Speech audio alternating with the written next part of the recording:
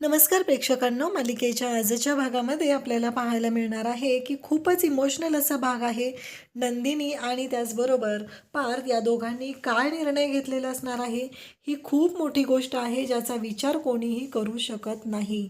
परंतु इकडे नंदिनीने जो निर्णय घेतलेला आहे त्यामुळं या चौघांचंही आयुष्य बदलणार आहे. नक्की काय होणार आहे ते आपण पुढे पाहणार आहोत. त्यासाठी हा व्हिडिओ शेवटपर्यंत पहा. त्याचबरोबर चॅनलवरती नवीन असाल तर चॅनलला नक्की सबस्क्राईब करा. तर इकडे आपल्याला पाहायला मिळतं की आता स्टेजवरती सगळ्यांना ते प्रेझेंटेशन दिसत आहे. ज्या प्रेझेंटेशनमध्ये सगळेजण पाहत आहेत की काव्या त्याचबरोबर पार्थ, जीवा, नंदिनी यांचे छान छान फोटो होते.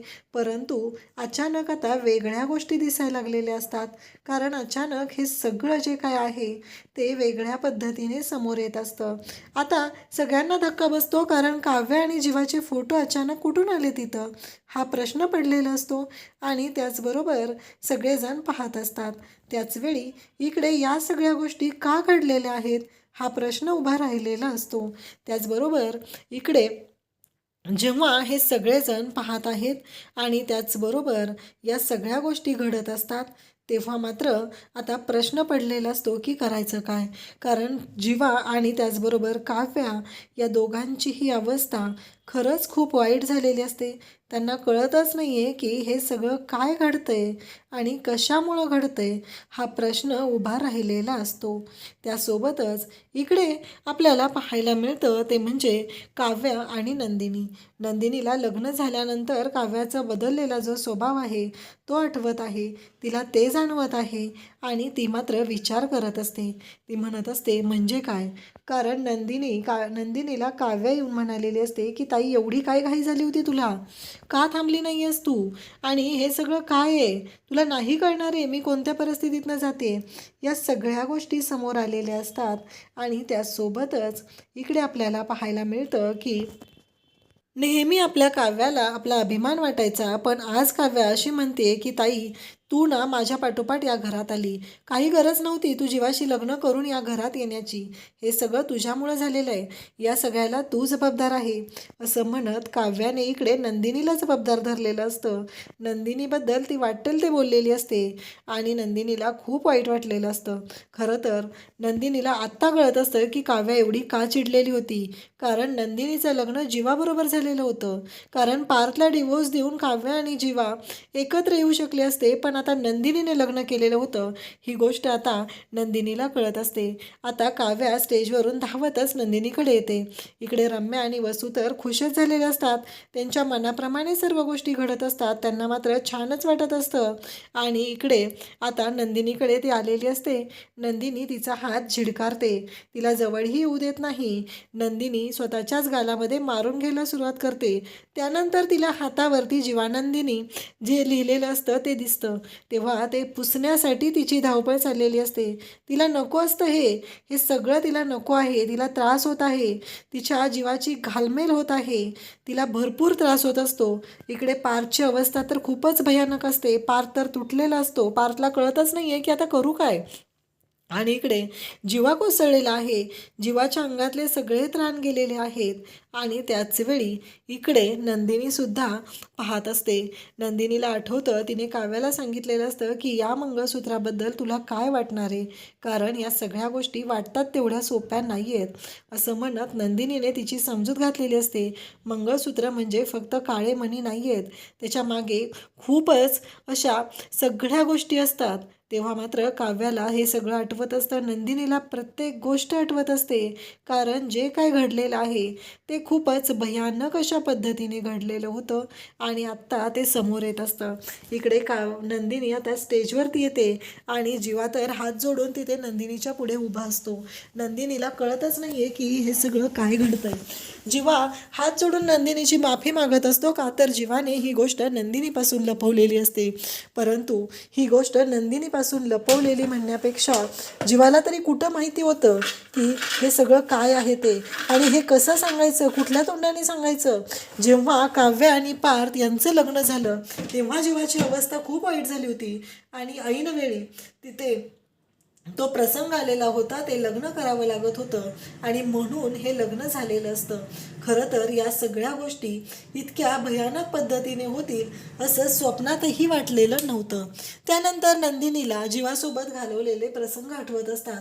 जीवासोबत तिने घालवलेला वेळ आठवत असतो आणि त्याचबरोबर जेव्हा घटस्फोट त्यांनी फाईल केलेला असतो तेव्हा येताना पावसात भिजल्यानंतर जीवा आणि नंदिनी एकमेकांकडे पाहत असतात तेव्हा सुचलेली कविता, त्यानंतर गणपतीच्या वेळेचा तो प्रसंग, जीवा तिच्या डोळ्यापासून बाजूला गेलेला डोळ्यासमोरून, ह्या गोष्टी आठवून नंदिनीला त्रास होत असतो. त्याचबरोबर नंदिनीने त्याला शिट्टी वाजवायला शिकवलेली असते. इकडे मानिनीचीही अवस्था तीच असते. आपली 2 मुलं, आपल्या दोन्ही मुलांचं आयुष्य उद्ध्वस्त झालेलं आहे ही गोष्ट मानिनीला आठवत असते. इकडे पार्थची अवस्था तर खूपच वाईट असते. सगळी लोकं आलेली असतात. जीवा म्हणालेला असतो पार्थला की का थांबला नाही आहे, थोडा वेळ थांबायचं होतं. कारण पार्थ जीवाला म्हणालेला असतो की तुला काय माहिती आहे इथं परिस्थिती काय होती, पण तू का नंदिनीशी लग्न केलं तुला नाही माहिती. कारण तू नंदिनीशी लग्न करून तिथं नंदिनीला या घरात घेऊन आलाय, मला काय वाटत असेल. हा प्रश्न जेव्हा पार्थने विचारलेला असतो तेव्हा जीवा म्हणतो तुला नाही माहिती, मला काय वाटते आणि माझी अवस्था आता काय आहे याबद्दल तुला काहीच माहिती नाही आहे, असं इकडे जीवाने पार्थला सांगितलेलं असतं. त्यानंतर लग्न झाल्यानंतरच्या सुद्धा गोष्टी आठवू लागतात. त्या खरंच खूप भयानक अशा असतात. कारण काव्या बाथरूममध्ये जाऊन शॉवर खाली भिजत असते. काव्याला जेव्हा पार्थ तिथे टच करतो आणि तिला बाहेर घेऊन येत असतो तेव्हा मात्र काव्या पार्थवरती ओरडते, डोंट टच मी देशमुख असं म्हणत ती ओरडलेली असते. त्यानंतर बाबांच्या घरी गेल्यावरचा प्रसंग, जीवाला काय आवडत नाही हे काव्याला कळलेलं असतं आणि पार्थ जेव्हा तिला घास भरवत असतो सगळे म्हणत असतात म्हणून, तेव्हा काव्याने दिलेला नकार, या सगळ्या गोष्टी आता समोर येत असतात. काव्या आणि पार्थ बाहेर फिरायला गेलेले असतात तेव्हा पाणीपुरीवाल्याची गोष्ट काव्या पार्थला सांगत असते. तेव्हा मात्र पार्थ तिला म्हणालेला असतो की चला आपण जाऊया, कारण जीवा आणि ते दोघं तिथं पाणीपुरी खायला जायचे तो प्रसंग आठवलेला असतो. जेव्हा आता हे सगळे ट्रिपला जाणार असतात तेव्हा जीवाचं जे जॅकेट पार्थकडे होतं ते जॅकेट पार्थ काव्याला घालत असतो की थंडी खूप आहे म्हणून. तेव्हा काव्या म्हणते की ते जन्मेजयचं आहे ना, त्यांचं त्यांना देऊन टाका आणि मला हा कलर जो आहे ना हा फारसा आवडत नाही आहे, हे सगळं तिनं सांगितलेलं असतं. आणि त्याच वेळी आता पार्थची अवस्था खूप वाईट झालेली असते. मग काव्या पार्थला आधार देत असते. त्या क्षणी पार्थ तिचा हात बाजूला ठेवतो आणि तो आईच्या जवळ जातो. आईच्या जवळ जाऊन तो रडू लागतो. त्याला वाईट वाटलेलं असतं की माझ्या आयुष्यात हे सगळं काय घडलंय, कशामुळं घडलंय हे सगळं माझ्या आयुष्यात, काय मी वाईट केलं होतं कोणाचं. त्याच्या हृदयाची धडकन जणू थांबलेली असते आणि त्याला त्रास होत असतो. तेव्हा मात्र इकडे सगळेजण असतात पण रम्या आणि वसूला खूप आनंद होत असतो. त्यांच्या मनाप्रमाणे सगळं झालेलं असतं. काव्या आणि नंदिनी, त्याचबरोबर इकडे मानिनीने येऊन सुनीताने सांगितलेलं होतं की तुझ्या सुनेचा अजूनही बॉयफ्रेंड आहे.